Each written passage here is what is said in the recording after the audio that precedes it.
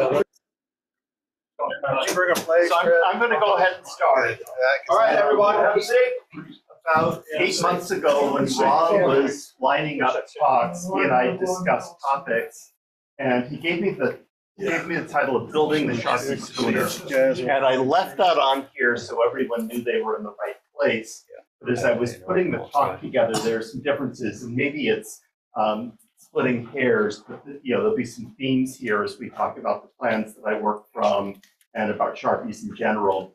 And the better title is Building a Generic Sharpie. There are many kinds of Sharpies. The plans aren't for any specific one of them, and they have all sorts of rigs. So disclosures, same as the last time that I spoke, and you've invited me back. Thank you. So for this, I'm assuming about half of the people in here know more about Sharpies and have built way more ships than I have. So as I'm going through, if I'm saying anything that's not correct, or you have something that would be of general interest to add, please go ahead and stop me. And then the other half will probably where I was when I started doing this. So if I need to provide any extra detail or anything, just please let me know. In terms of commercial products, no financial relationships. I will be doing some plugs, especially for the Nautical Research Guild, but I have no conflicts with them. So goals for the next, 30 to 40 minutes. This is mostly going to be a talk about building.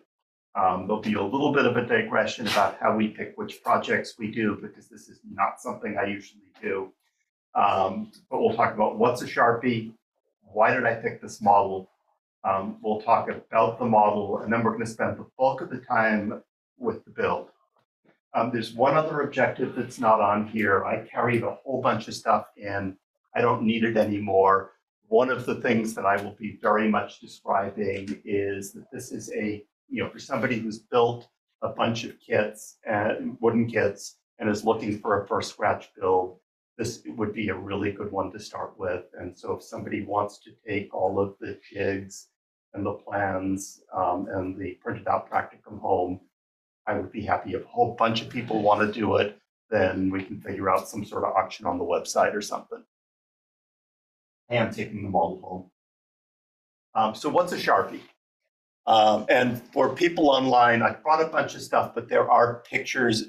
I've tried to take a picture of everything so you're seeing a version of what everyone in the room is seeing. So Sharpies have a couple of characteristics. Bottom is flat, sides are flat.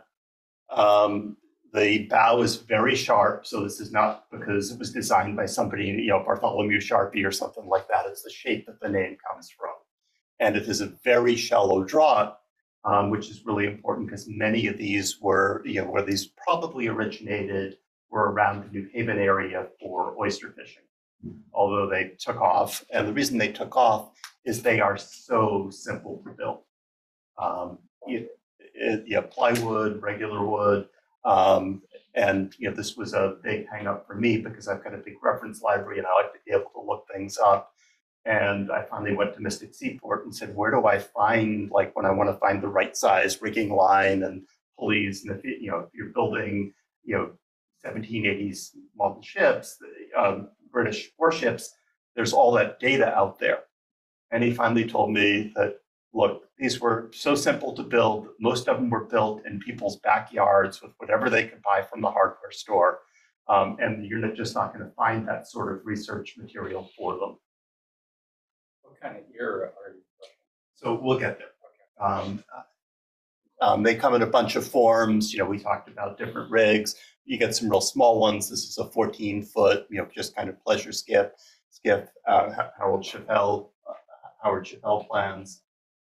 History, which we waited one more slide. I could have said, thanks for the lead-in. My apologies. But they seem to have just evolved. There's nobody that, where you can point to it and said this was invented and the first one, rolled off the shipyard or the backyard and whatever. But they seem to have originally started in New Haven oyster fisheries. This was part of the interest to me. I went to school in New Haven. We spent a lot of time around Mystic and they were probably originally dug out canoes. And the thought was that when they ran out of big white pine trees, they had to start building boats. And so they built they started with really simple skiffs with some square sterns that were hard to row. And as they needed larger skiffs, these sharpies evolved in the 1850s. And then you get schooner rig sharpies on, down here in the 1870s. And it's still a pretty popular boat, particularly as a pleasure boat. So coupled, very effective work boats, inexpensive fun pleasure boats, especially if you're building your own, easy to sail by small crews, which is why there's so many of them used. And again, frequently built in backyards with locally sourced hardware, which at first was frustrating for me and then became pretty liberating when I realized when I got stuck, I could just do whatever made sense. Yeah, you don't have to burn a plant. Right. Yeah. That's right. So some pictures of Sharpies. This is one at Mystic, and I'm going to show some restoration pictures. I think this is the one that's being restored. This is bigger, and in terms of figuring out what the plans are, I don't think this looks like this one, but much smaller. But you see many of them had double masts. Actually, they had mast steps for 3 masts, and depending on the weather, they would either put 2 like this or one the way that this is done. This is about 25 or 30 feet for oyster fishing. This is one that was restored by somebody, Model Ship World. But it's about a 50-foot Sharpie from a fishing boat from Florida. So again, they made these quite large, relatively large. And this is more pleasure boat size, oyster theme. It's named the Oyster, but this is probably in Mystic River. But pleasure boats, mid-size, big, you get all sorts of different ones. Wanted to just digress here because, when Ron was asking me, what I wanted to talk about, I gave him 2 ideas. One was the cross-section, which is what I thought I was going to end up talking about. But he said this would be of much more interest to the club. And it was interesting to me because, you've seen, well, we'll get there, but, I kind of thought about why we choose projects.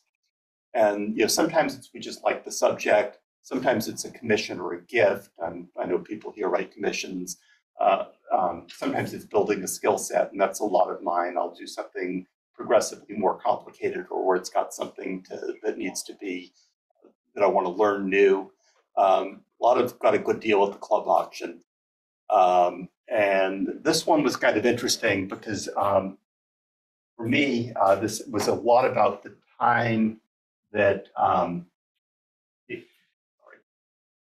but this is what I usually build, and you'll notice there are no cannons on this. I thought about cage mast or shapeways, cannons or something, but I usually build sort of late 1700s British warships. I have tons of references for that. I didn't have really any references for this, but why I ended up doing this had a lot to do with when I finished the cross section, which was right when COVID started. And so, we were kind of digging in at the hospital for we didn't know quite what. So I figured, build a 1-year project. I did not want to do research. We were, spending every day figuring out how to do things. I didn't want that to be doing that in my workshop. Was really worried about being able to get stuff, so wanted to make sure I could build something with what I had in the basement. For those of you who've seen my basement, I have a lot of stuff in my basement, and I wanted something with really good instructions. The intent was not to research, to have all the stuff, and to just be able to go down the workshop and use tools and not get frustrated. And we'll circle back at the end and talk about where that succeeded and where that didn't succeed. So I actually had these plans, which people can come look at. And the plans are the one thing that I didn't have a good way of putting on slides. I probably should have just taken pictures of them, but they're decent plans. And they're available from the Nautical Research Guild. They were put up in 2018 or 2019. And just to digress, we're a Nautical Research Guild chapter. I don't know how many people are members. I know Ryland was on the board. I know Tom Ruggiero was on their board. If you don't belong, it's something to really consider doing. I think the national societies really support whatever you're doing. It's got a bunch of things, model ship world, which you may all be using, but not knowing who's actually supporting it. The journal is really good. Journal of the Nautical Research Guild. It comes out quarterly. They do some virtual presentations, which coincidentally tend to be the second Saturdays of the month. So they there may be one going on right now, but they're available on recordings afterwards. And they've got a couple sets of plans that they had a call for proposals, and they would give people grants for developing plans. These were one of them. The Galley Washington, which is another really, really nice project, is another. So just something to consider. I am a happy member. I don't get anything for advertising for them, but I'm involved in other professional societies for work and really see the value in them.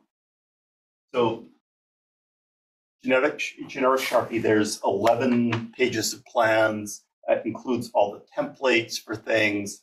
There is a 277-page practicum, which I printed out, and we'll go with someone who takes everything else. And I put one page of it up here, but they were really thoughtful about explaining everything, at least the way they built it. This is a part of the instructions for the mold, but this goes on for 280 pages or so, and I was impressed by the amount of thought and detail, and for most things, the way they lay it out worked really well. The two people who created it, and they did not get a lot of credit for it, you have to get to page 287. It's at the bottom of the last page where they finally put the names of the people who designed it and wrote the practicum. But Bill Straken and Al Silverman, I think they're members of the Connecticut Club, and I think they did a tremendous job with this. And I want to say this at the beginning and then the end, because as we talk about the build, the interesting parts are the challenges or where you end up deviating from the instructions. So I wanted to really emphasize that even though we're going to talk about a lot of those things and not talk about the thousands of things that they explain incredibly well and are really thoughtful about, and I don't want people to get the wrong idea, because this is really an amazing piece of work by them. So the other thing I really liked about it was it has all these neat construction jigs. And, we saw, we're talking about Gene and how he built the forms to build the cage masts around. I don't do very well with those things. I tend to just jury rig everything and really want to get better at making jigs to, make things easier.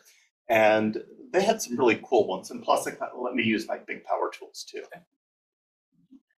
We'll talk about those, but it's got a mold, and I'll show you where these things get used for. The model itself, 3/4 inch to the foot. It's about a 17-foot boat, and it's generic. They're from the Connecticut Club. They talk about Mystic in the practicum, but this is not either of the Sharpies in the Mystic plan collection. So I don't know what the real boat is here. And that was a little bit limiting as well when you're trying to, we heard, am I building the Winchelsea or the Pearl? There's not enough information to build the Pearl. Well, this isn't anything, which is both bad in the sense that you can't really sort out how it should be, but good in the sense you can build it any way you want.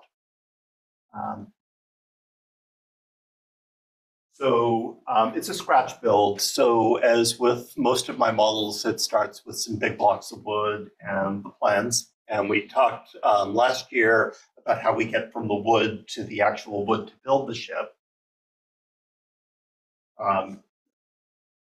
I actually have these with me, but it gives you a sense of what the plans are, and they actually give you, again, they're very thoughtful, as is NRG, because the things that you need to cut out, they give you extra of. So there's both some of these still in here, but extras to glue to the board to build the two different building boards out of. Starts with a keelson. So that's what this thing is for. To get the right shape of the bottom, you take the wood, bend it, and then clamp it in place. And this was actually pretty amazing to me because usually when you bend wood, you bend it to the direction that to exactly the shape that you want. And then when you let it go, it's way less bent than you wanted it to be. A great example of why jigs are good, because bending it and then clamping it in place for 24 hours, it actually stayed the same shape. Bent the separate pieces of wood, cut them, and then you can see them sitting on this, which you end up using a lot at the end rather than a stand. It holds it in place really securely, and you can line everything up against the side so everything front to back gets to exactly the right place. Even though it's not really a ship that ever existed and there is no exact right place for everything, but at least it gets you to where things will be flat. The next thing are the chines, which are these pieces of wood that will be the corners where the sides and the bottom meet. And again, it's got this great set of molds. And so we've made the chines, bent them, they're held in place, and flat bottom, so starting to put the planks across on the bottom. And this was the first place where things got a little bit weird with the practicum, because molds make sense here. This is the restoration that we're talking about. This is how the real ships were built. This is in the restoration shed at Mystic Seaport. And I'm, again, pretty sure it's the ship that the boat we just saw a picture of. And then this probably looks familiar, John. Because back at the time, I came to the club and said, look, they've got this great mold, but then they do this when they're actually building it, which is rather than using the mold, they flip it over and just try to glue the planks to the chines, which did not make when you need that many clamps, you're probably better off with some sort of mold. So John, was able to he built, I think that's a Sharpie, right? Yeah, basically. Yeah, and he had done it over a mold. So I spent a little bit of time. I don't know why they didn't use this, because clearly they had spent a ton of time designing it. It looks like it should work.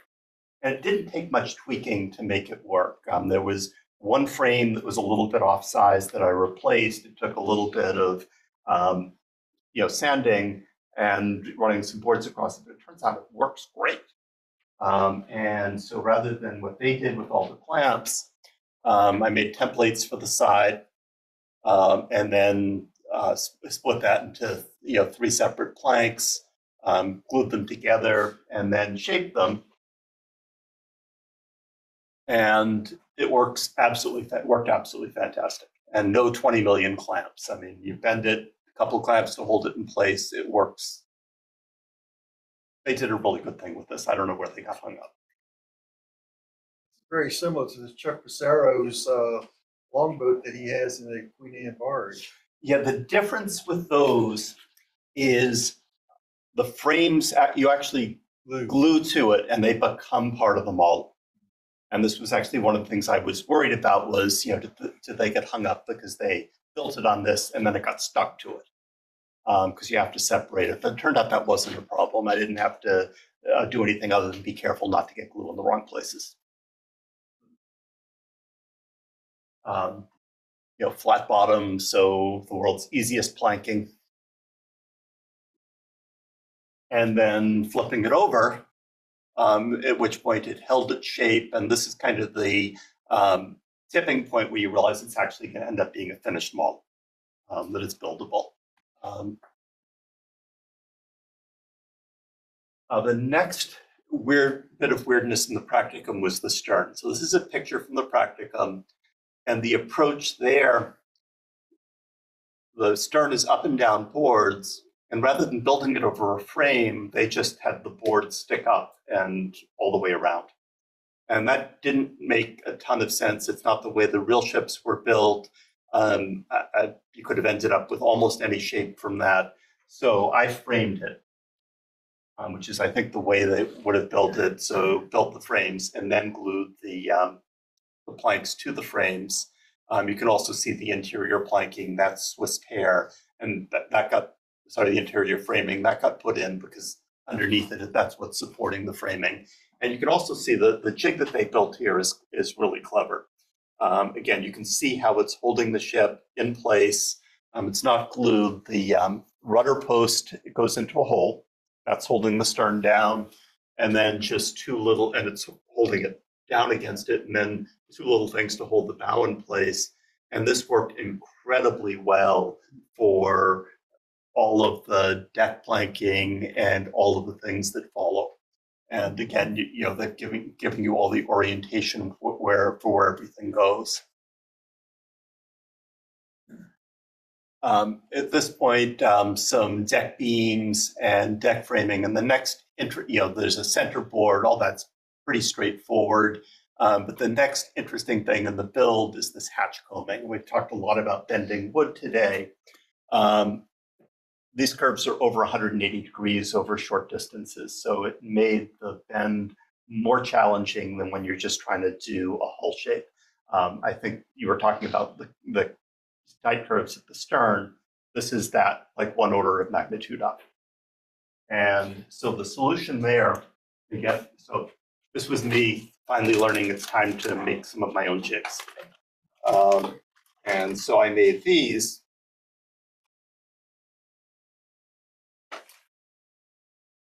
So for the stern, not sure why I have two of these. One of these must have been the wrong shape. And then for the hatch combing, because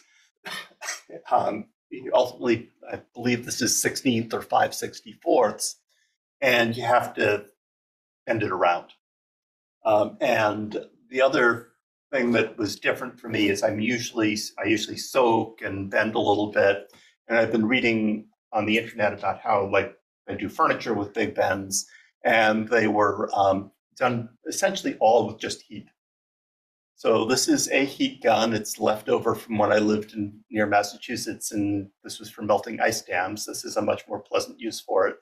But basically clamped it in and then, heated as we went around the turn, and just as I got a little bit further along, kept adding clamps and, broke a number of pieces, but eventually got to the point where, right amount of heat, right amount of pressure, right amount of patience, was able to make the two separate pieces, back curve, front curve, and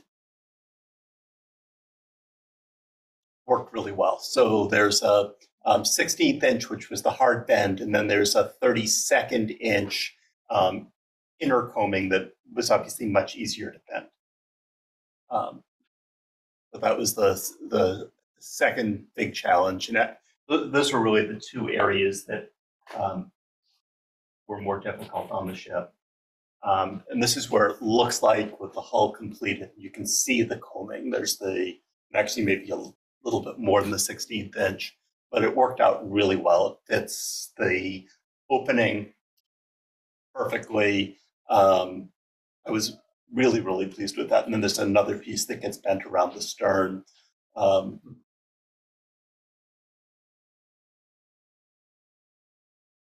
next challenge was the masting and rigging. And this was where things got a little bit more challenging, because when I started to actually research it, at least when you start looking at pictures on the internet, the one way you don't see them is schooner rig like this, and especially bowsprits on small boats. But I did decide it looked really good, so I had already installed it by the time I started doing the research. And there were a few areas in the practicum where it probably really wouldn't have worked the way they designed it.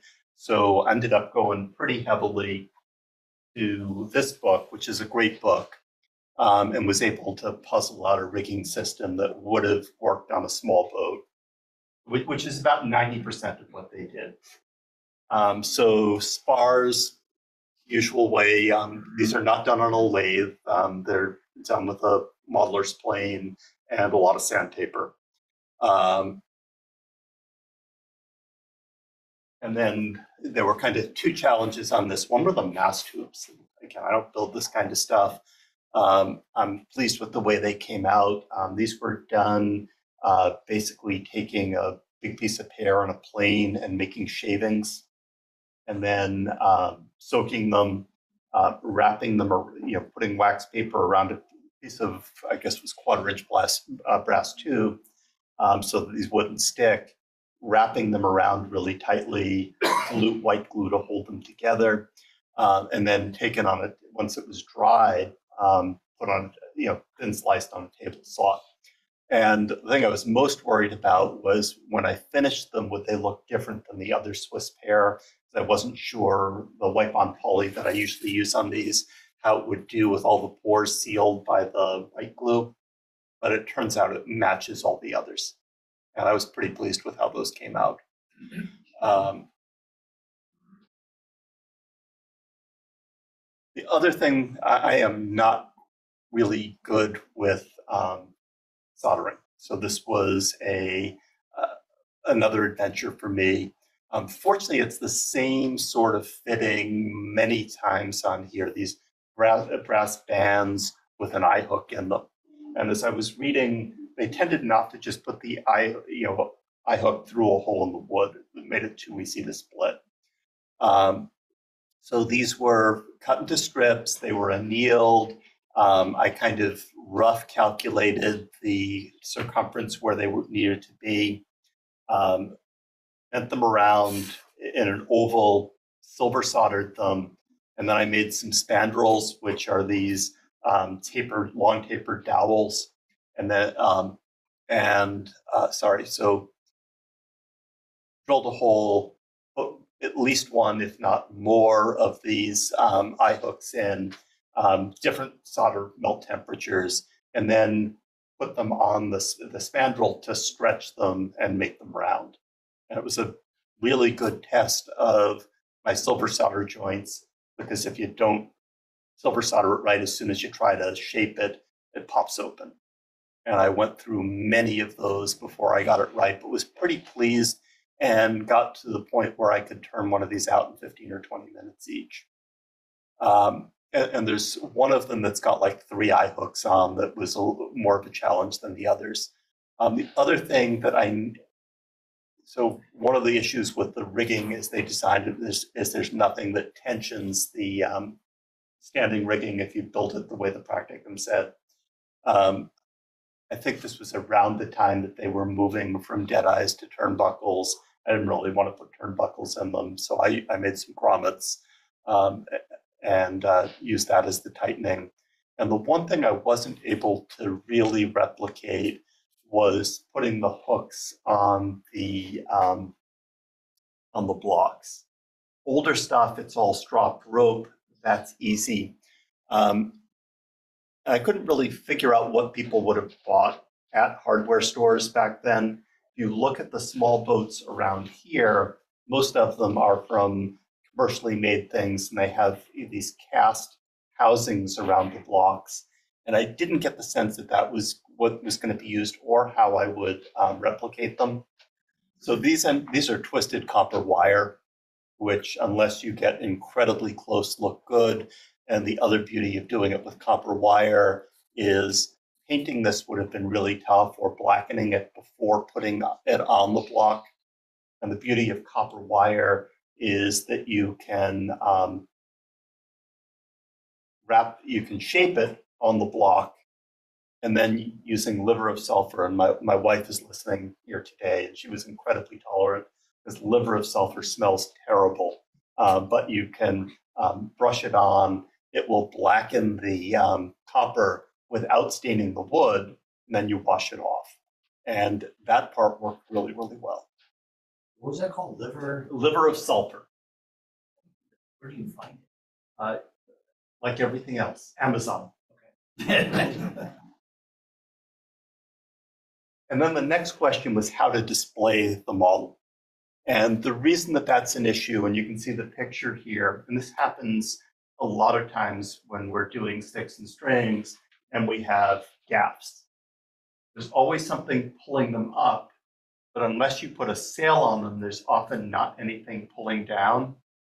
And then if you're going to display them, and Tom was talking about, the problems with catenary stuff, or here where you want it to be taut, this gaff is not heavy enough to make the rope supporting it taut, and it will look terrible. So I went through, do I make sails for it? I really had no interest in that. There are many things that I want to learn how to do as part of this hobby. How to use a sewing machine is not one of them. I couldn't think of any way to put a wire through it and stiffen it. And the practicum actually creates this, this line that's going along next to the green is not any rigging that would appear in real life. It's something they created so there'd be downward tension on it. And I ultimately decided to display it as if it's either in storage or you're about to put a sail on it, and it's got a little loop around it to tension it. But that made it so that it would look neat and be a little bit authentic. So the model's up here, but for people online, this is the finished product. And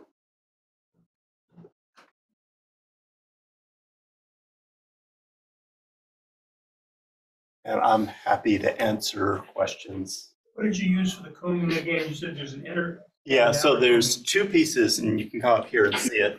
You can kind of see it here, but there is a square piece running on the outer part, and then running along the inner lines of the plank, there is a broader but very thin 32nd inch inner combing. Of what wood? It's all Swiss pear. Swiss pear. And it uses two different woods. The yellow is boxwood. The pinkish tan is steamed Swiss pear, which is steamed, which gives it that kind of pinkish color.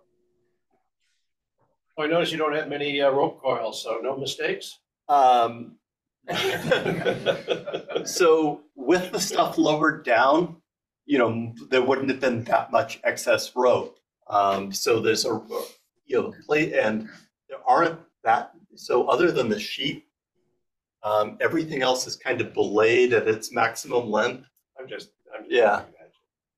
No, making rope coils is not one of those things I get a lot of pleasure out of. Or all plethora crew, or John says trash cans and trash cans. No, I built an anchor for it, but couldn't come up with a way to display it that looked good. So it's sitting in a display case at home. I went back and forth on did I want to add more stuff to it, and decided it looked kind of better plain. Sure. It's a really simple it's very boat. nice. What did you use for finish? So I almost exclusively use Minwax Wipe On Poly. The one time I don't use that is if I'm using holly. And that's because the holly is this beautiful white, and as soon as you put the Minwax on, it turns yellow. And so I'll use like a water-based polyurethane for that, because it just gives it a surface coat but doesn't change the color. This is the satin. The jig has a notch in the middle of it. What was the purpose of that? Or this here? Why does this need? So this is the middle one is for the center board. I have no idea why they did the sides that way. Yeah. I just built, at the beginning I was trying to do this. By the time I was through, I ended up doing tons more research than I'd planned. But I had fun doing it. But at the beginning, I was doing, straight out of the plants, and that's the So way. the reason's not obvious either. I don't know if they were saving wood or. Using I don't know. It easily could be. I guess could you also maybe use it to center board in a down position? Yeah, so this piece is for the center board, and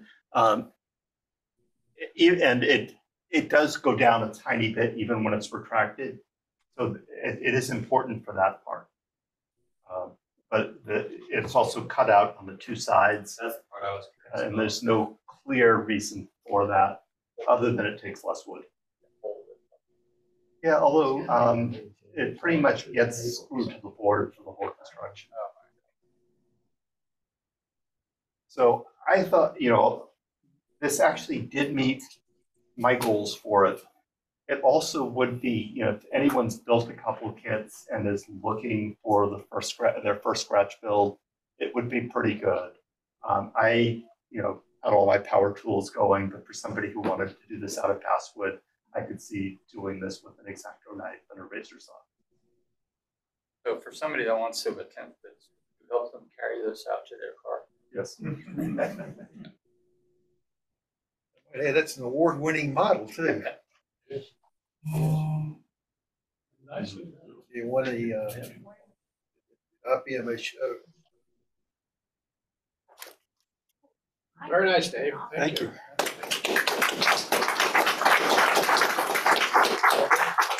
Can you stop sharing? Oh, absolutely.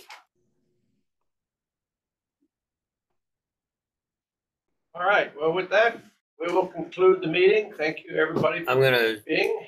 he had a good picture of his model, but I'm gonna show what we have live real quick. Oh, yeah. Please. Well done and well presented.